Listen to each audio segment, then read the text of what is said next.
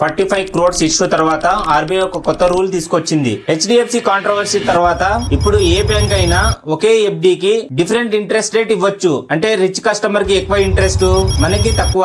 అసలు నిజమేంటి? ఈ వీడియో చివరి వరకు చూసేయండి. కొద్ది రోజుల క్రితమే హెచ్డిఎఫ్సి బ్యాంక్ ఎంఎస్ఆర్డిసి 45 crores కాంట్రవర్సీ దేశవ్యాప్తంగా హెడ్లైన్ అయింది. అందరూ ఒకటే క్వశ్చన్ అడిగారు, ఒక కస్టమర్ కి ఎఫ్డి ఇంట్రెస్ట్ రేట్ ఎక్కువ, మరొకరికి తక్కువ ఇంట్రెస్ట్ ఎలా ఇస్తారు? ఇప్పుడు ఆర్బీఐ కొత్త రూల్ క్లారిఫికేషన్ ఇచ్చింది. ఇది అక్టోబర్ 1 నుంచి బ్యాంక్ బల్క్ డిపాజిట్స్ కి డిఫరెంట్ ఇంట్రెస్ట్ రేట్ ఇవ్వచ్చు. బట్ ఒక ఇంపార్టెంట్ కండిషన్ ఉంది. ఇది విఐపి కస్టమర్, కార్పొరేట్ ఇన్ఫ్లుయెన్స్ లేదా స్పెషల్ ఫేవర్ కోసం కాదు. లిక్విడిటీ కవరేజ్ రేషియో అంటే ఎల్సీఆర్ రిస్క్ ఆధారంగా వేరు వేరు ఇంట్రెస్ట్ రేట్ ఇవ్వచ్చు. అంటే ఒక బల్క్ డిపాజిట్ బ్యాంక్ కి ఎక్కువ రోజుల వరకు స్టేబుల్ గా ఉంటే ఒక ఇంట్రెస్ట్ రేట్, తర్వాత విత్డ్రాల్ అయ్యే రిస్క్ ఉంటే మరొక ఇంట్రెస్ట్ రేట్. మరో important rule, same risk same deposit category అయితే అందరికీ ఒకే ఇంట్రెస్ట్ ఉండాలి. ఎవరికి స్పెషల్ ట్రీట్మెంట్ ఉండకూడదు. అంతేకాదు ఎవరి బిజినెస్ డే 10 గంటల లోపు ప్రతి బ్యాంక్ తన బల్క్ ఇంట్రెస్ట్ రేట్ ని వెబ్సైట్ లో పబ్లిష్ చేయాలి. దీంతో ట్రాన్స్పరెన్సీ పెరుగుతుంది, హెడెన్ డీల్స్ తగ్గే అవకాశం ఉంది. అంటే హెచ్డిఎఫ్సి ఇష్యూ తర్వాత ఆర్బీఐ స్ట్రిక్ట్ రూల్ చేసిందా లేదా బ్యాంక్స్ కి ఎక్కువ ఫ్రీడమ్ ఇచ్చిందా? మీ ఒపీనియన్ కమెంట్ చేయండి. ఈ వీడియో నచ్చితే లైక్ చేయండి, షేర్ చేయండి, ఛానల్ ని సబ్స్క్రైబ్ చేసి ఫాలో అవ్వండి.